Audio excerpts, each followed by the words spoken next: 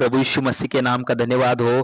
आज एक और नए वीडियो में परमेश्वर ने आप सबके समूह आने का मौका दिया, इसके लिए सारी महिमा पिता परमेश्वर को मिले।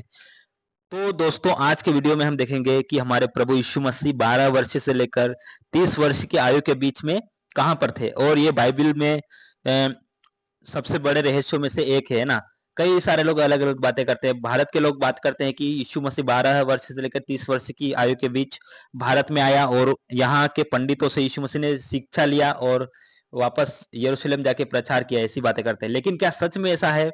और ये एक रहस्य है, लेकिन हम इस रहस्य का आज खुलासा करेंगे, तो आप इस वीडियो में बने रहें। प्रभु यीशु मसीह आप सभी को आशीष दे। अगर आपने हमारे चैनल को सब्सक्राइब नहीं किया तो उस चैनल को सब्सक्राइब कर ले और बेल आइकन को प्रेस कर ले, ताकि आने वाले वीडियो की नोटिफिकेशन आप सबको सबसे पहले मिल सके। तो आइए हम देखेंगे यीशु मसीह 12 वर्ष से लेकर 30 वर्ष की आयु के बीच में कहां पर थे। हम बाइबल से देखेंगे, मैं अपनी ओर से नहीं बोल रहा, लेकिन बाइबल क्या बोलती है उसके बारे में हम देखेंगे, है ना।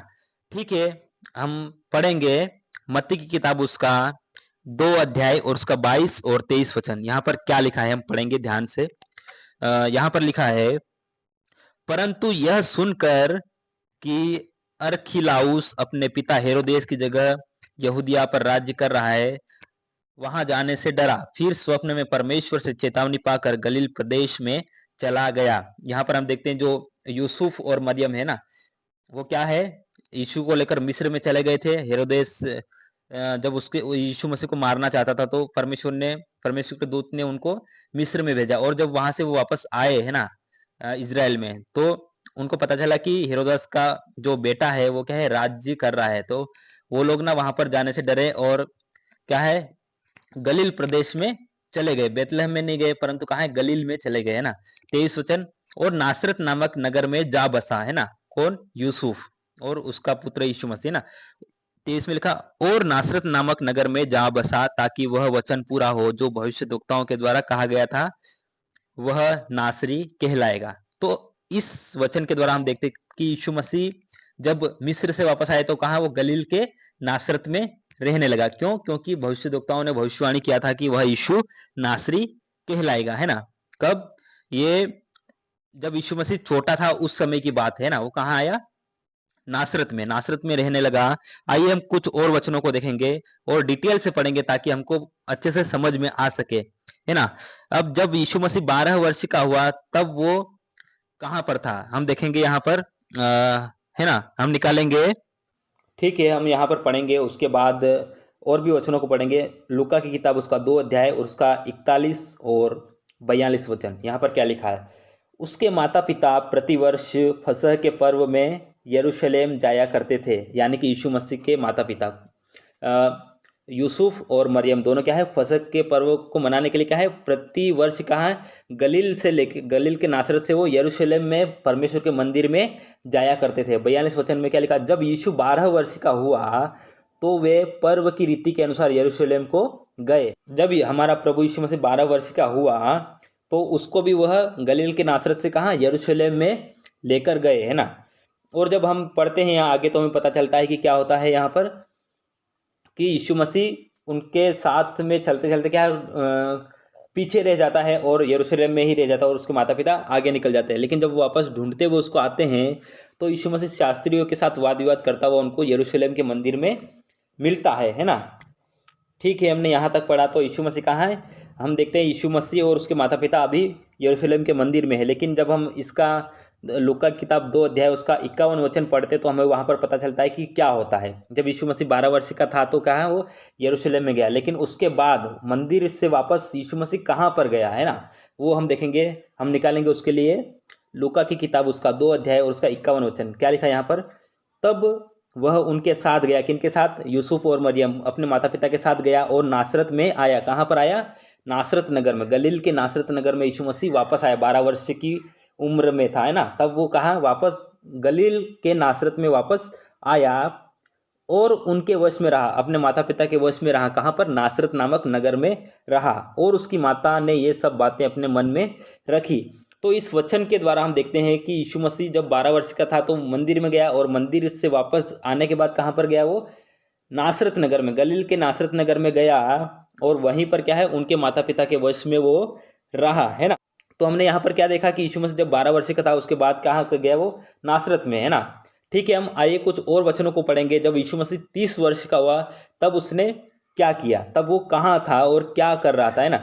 12 से 30 वर्ष की उम्र तक वो यीशु मसीह कहाँ पर था, उसके लिए हम वचन को पढ़ेंगे। उसके लिए हम निकालेंगे, है ना, मत्ती की किताब उसका 3 अध्याय और उसका 13 वचन पढ़ेंगे। क्या लिखा वहां पर, यहां पर लिखा है, उस समय यीशु गलील से यरदन के किनारे यूहन्ना के पास उससे बपतिस्मा लेने के लिए आया। कब, जब वो यीशु मसीह 30 साल का हुआ तब। कहाँ से आया वो, गलील से आया। कहाँ से, ये बात ध्यान रखना आप कि जब यीशु मसीह 30 वर्ष का था तो वो यूहन्ना बपतिस्मा देने वाले के पास क्या है, बपतिस्मा लेने आया। कहाँ से आया, गलील से, है ना।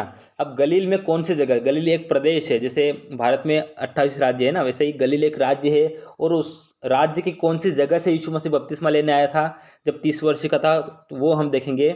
उसके लिए हम निकालेंगे कि मरकुस की किताब उसका 1 अध्याय और उसका 9 वचन। वहाँ पर क्या लिखा पढ़ेंगे।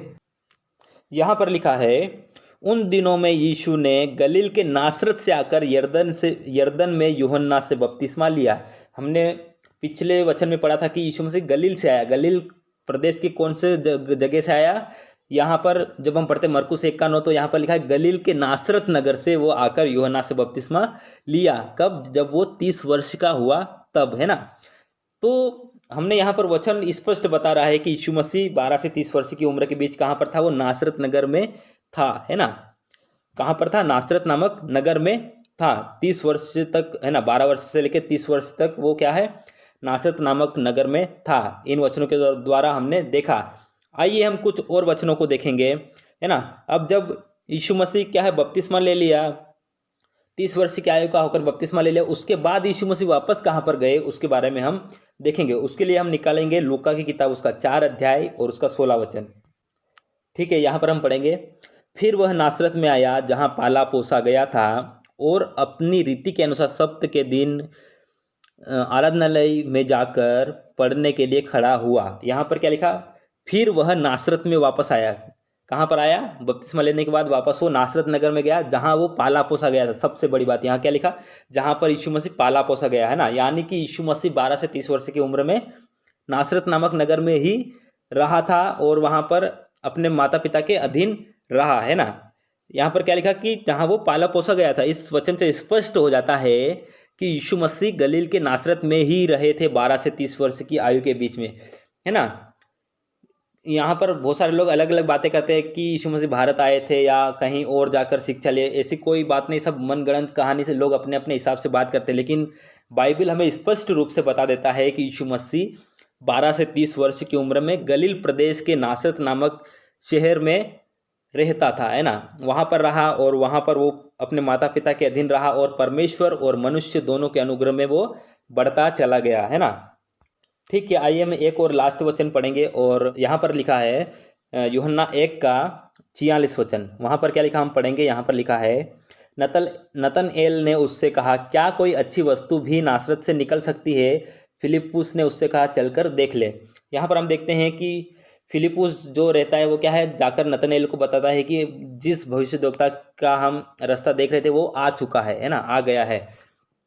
तो जो नतनएल है वो बोलता है कि क्या नासरत से कोई अच्छी वस्तु निकल सकती है। इसका मतलब ये है कि नासरत नगर में ही यीशु मसीह था। वो जानता था कि यीशु मसीह गलील के नासरत का है ना।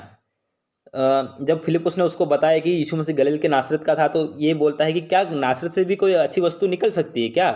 तो इन सारे वचनों से स्पष्ट होता है कि यीशु मसीह 12 वर्ष से लेकर 30 वर्ष की आयु के बीच में गलील प्रदेश के नासरत नगर में रहा था और वहाँ पर अपने माता पिता के अधीन रहा और उसके बाद उसने सेवकाई शुरू किया, है ना। तो आज की वीडियो आपको कैसी लगी। इस वीडियो को अपने तक ही सीमित ना रखें परंतु और भी अधिक मेरे भाई बहनों के पास भेजिए ताकि वो भी इस सत्य को जान पाएं और जो गलत शिक्षाएं, जो झूठी शिक्षाएं हैं उनसे बच पाएं। प्रभु यीशु मसीह आप सभी को आशीष दे। सबको जय मसीह की।